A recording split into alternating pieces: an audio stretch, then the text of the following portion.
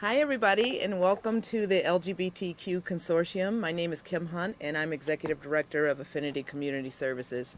Affinity is a social justice organization that works with and on behalf of Black LGBTQ communities and queer youth and allies, and our work falls in the areas of health and wellness, leadership development, and civic engagement.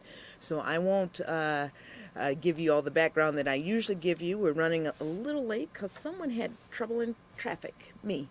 I want to remind you that this is a call-in show and a community show, so we would love to hear your voice. The number is 312-738-1060. And we have a guest with us today. The show that we did last year on queering Black history was so popular that we decided to bring Victor Salvo back. Victor is the executive director of the Legacy Project, which is a wonderful initiative to bring light to some very significant people in history in all walks of life, from cultural to industrial to business to education. And these are folks who have done tremendous things, and the one little piece of information that's often missing from their bios is that they are lesbian, gay, bisexual, transgender, or queer. So let's jump right in. Victor, welcome to the show. Thank you, and thank you for having me back. I love it. Victor and I were together last night, Yes, and there's we were. nothing illicit about that. We were actually at a program that Affinity partnered with StoryCorps on called Queering Black History Through Our Stories. And it was a wonderful, wonderful experience It really was of sharing clips from interviews that were done with LGBT folks. And Victor had one of the mobile exhibits up at the Chicago Urban League.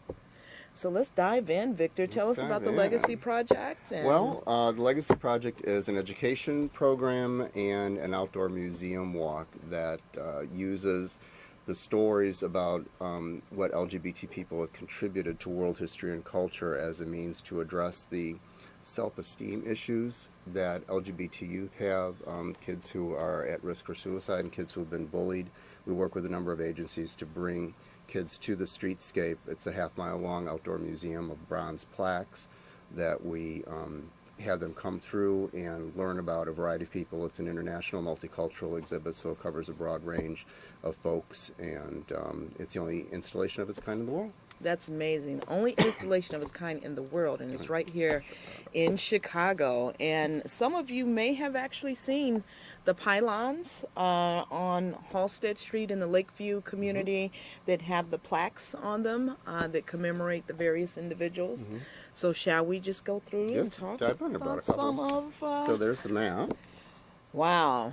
There's a lot going on here. So it's, there are more than bars on Halsted Street. Yes. It's an outdoor There's museum. actually this whole outdoor museum going on. And as you can see all along Halsted, what are the boundaries again, Victor? It's roughly a block north of Belmont and Okay. a block south of Grace Street. It's All about a right. half mile long. About a half Yeah. mile. That's not a long walk, but there's a There's- lot of information Right. along There's the 30 way. bronze memorials there. It's the largest collection of bronze memorial plaques in the world.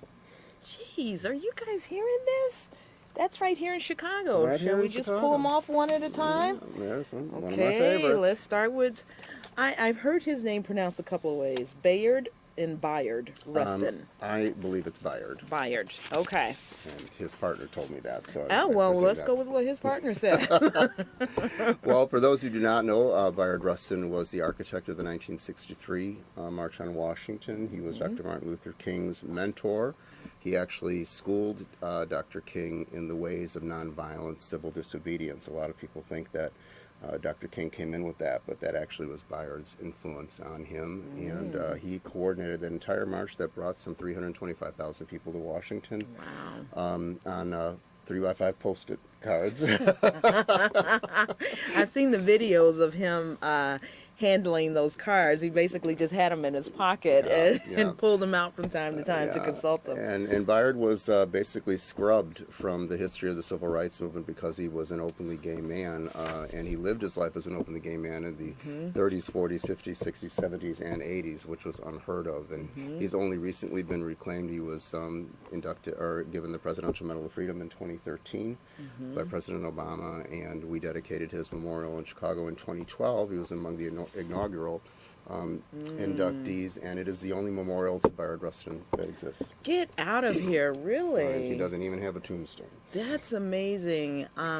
Even when we heard about Bayard, a lot of times, especially early on in hearing about him, you didn't hear that he was gay at all, if you heard about him at all. And he wasn't allowed on stage. Yeah. No. And that amazes me. All right, let's go to the next one. Yes, Audre Lorde. Hey, Audre. A wonderful poet and feminist and author and activist. She explored sort of the intersection of race and gender and culture and sexuality, and was an extremely influential poet. And and I was not aware of this until we started researching her. She actually did the largest volume of her work while living in Germany. She was an expatriate, and I did not realize that there was a large African diaspora in Germany, and that's where she settled. She went there as part of a fellowship and ended up staying for several years. So we dedicated a plaque to her last year in memory of Chicago activist Vernita Gray. Yeah, I remember that memorial. I think I've been to every one, but yes, that one in particular was very touching. That was Vernita hadn't been gone that long, and her widow was there, Pat Ewert, and along with her stepdaughter and some other family members. It was very, very, very touching. All right. Here we have a twofer. This is Cook County Board President Tony Preckwinkle looking at... We're not implying anything. Yeah, not implying anything, but I love this picture because it's a picture of Barbara Jordan, who many people do not know was lesbian. And also, ironically, the reason why I love that picture is because Barbara Jordan is who inspired President Preckwinkle to actually go into public service. And President Preckwinkle was a history teacher, a high school history teacher. So Barbara Jordan, one of the most influential people in Congress, even though she didn't serve terribly long. She's in the Women's Hall of Fame, and her speech at the Democratic National Convention is considered one of the top 100 speeches of the 20th century. Wow. I remember, I was young, very young. Yes, I remember the Nixon impeachment hearings, and Barbara she's considered Jordan, to be the person who put the nail in the yeah, because she just kind of laid it all out, and I remember that as a very young person, but watching this black woman on television, and she was so eloquent. I remember that. Her voice, very deep, very articulate, and... She's the only person to give two speeches at the Democratic Convention, keynote speeches to nominate a president. Wow. Both President Clinton and President, for sure, and President Carter. And her knowledge was so deep. She really kind of laid the case for why that impeachment was happening. All right. Moving along here. We're going to zip right through them. Yes. So, you mentioned that there are 30 plaques? There's 30 now. Correct. 30 now. But how many did you start out with? We did the inaugural year of 2012. We did 18. 18. Okay. So you were growing over the years. How does that happen? There's a rather elaborate process of selection and vetting that's actually not done by our board, but by two independent bodies that do it. So we have a committee of historians. There's 30 people on it, that it's international and multicultural, and they evaluate the folks that are on our database, and they select the ones who have, in their opinion, had the most influence in their respective fields. And then we have an independent group of people who select. I believe you actually were on that. I did that one year. Yeah. And and then they go through the people who've been sequestered for that, and it's from all of those votes that we pull up a candidate class of folks. And then once we have, well, we always like to have about 36 people in line. Then we actually start, and they come from a variety of backgrounds and walks of life and fields of contribution. Then we have to start trying to find sponsors for them. So it's never exactly the same. The first year we did 18, which we wanted because we wanted to have all the whole street covered the first year. And the second year we did 5. Last year we did 7. This year, technically there's only 4 spaces left on the street, and then once we fill out, we'll begin to rotate the oldest plaques to an indoor location, and so that the outdoor display always remains. Has the indoor location been determined yet? We're looking at places on Halstead Street. It'll probably be a visitor center and a tourism center. Nice. We're looking at a couple of other organizations potentially to partner with that. So. And you mentioned sponsors for the plaques. How does that work? It's kind of a combination. Sometimes people come to us with an interest in a person, which makes things very simple. Other times we reach out to businesses or individuals or corporations or organizations to try and tie somebody thematically, to what that particular group or individual is interested in. And it's a lot of back and forth. It's not cheap to do, but it's also the primary funding source for the organization. And some plaques can take 2 years to sponsor because people, but I'm very proud of the fact that I think this is really the richest community engagement project because anybody can get into it. You can donate $25, you can donate $10,000, and most of the plaques on the street have over 100 donors to them. So every amount counts, and everybody owns a piece of it, and you can engage at any level. So. That is really, really cool. So you mentioned that new people come in, so let's talk about some of those new folks. Yeah. This is Glenn Burke, somebody who was the only somewhat openly gay, I should say, Major League Baseball player. He was actually outed to his team, and he had a very difficult time of it. He was only in the majors for 4 seasons and was kind of driven out of it. I give him credit for sticking it out, and he did his best to try and not make waves and to try and fit in and not draw attention to himself. But someone outed him, and it got through the system. And he had a very, very tough time of it, and he had a really promising career. But the interesting sidebar about him is that he is the person who is credited with creating the high five. The high five. Yes. What? Yeah, he Dusty Baker had hit a home run, and as he was crossing home plate, Glenn was the next person on deck to bat, and he just lifted up his hand, and they did it. So he's considered to be the person to have credited that. So we honor him. Yeah, I mean, even though he didn't really come out per se, he really tried, to do it, and he ended up, served 4 years. He didn't have a whole lot of a career. He had a lot of promise. He was considered to be the next Willie Mays, and ended up his life became very difficult. He was homeless for a while and had drug problems and things like that. And at the end, kind of resurrected. He participated in the first gay games and won there, and died in the 90s from complications to HIV. Wow, little known Black history fact that Black man invented the high five. Now, who is this beautiful woman? I just love Josephine Baker. Kim and I have been talking about her for years. Josephine Baker is really one of the most interesting people. She was the only woman who actually appeared on the stage at the 1963 March on Washington to speak. She was an international superstar in her time. She started out at the Harlem Renaissance and ended up moving to France to kind of escape the innate racism here in the United States. Toured all over Europe, was extremely popular, and ended up becoming a member of the underground, smuggling during World War II. She would smuggle coded messages in her sheet music. And she was she got the Medal of Honor from Charles de Gaulle, and she had 3 funeral ceremonies and had a military burial, and her best friend was Princess Grace of Monaco. So she's buried in Monaco. Wow. She came home and was refused service at the Stork Club in New York for being African American, and because of that, she said she would refuse to play in any venue that was not desegregated, and therefore she's considered to be the front person who demanded that performance venues be integrated. Wow. So that's why she spoke at the March in Washington. So she became a civil rights icon at the end of her lifetime. So. What a woman. And people thought she was just a performer. Right. She was so much more.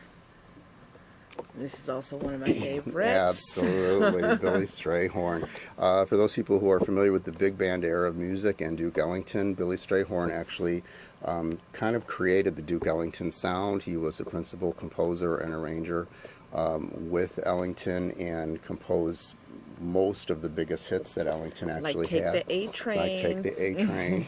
And he, again, because he was an openly gay man, never really got the recognition that he deserved, and even modern music historians acknowledge now that because he did not make a secret of being gay, people simply went out of their way to overlook his contributions. And it really wasn't until the 1990s when the book about him and then the documentary that followed came out. So he's really an unsung hero. He became involved in civil rights causes before there even was a formal civil rights movement that what we think about it today.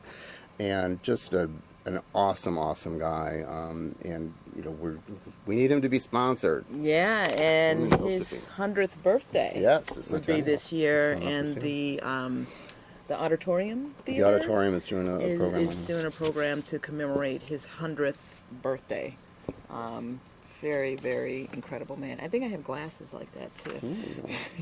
That one's sideways. Yeah, you gotta turn it. Gotta flip it over. There you go. All right. All right. Yes. Straighten that out. And this is actually one of they're not up for as a candidate this year, but we do also historic milestones. And you and I were talking about this the other day. Yeah. It's the Harlem Renaissance, and it is a tremendously important cultural movement that took place largely from 1919 to 1929. It kind of ended when the Depression set in, when the stock market crashed in New York. But it was the result of massive migration of artists and thinkers and dancers and writers who fled the South to escape an epidemic of lynching that was happening and ended up congregating in the cities. That's how Brownsville got started in Chicago.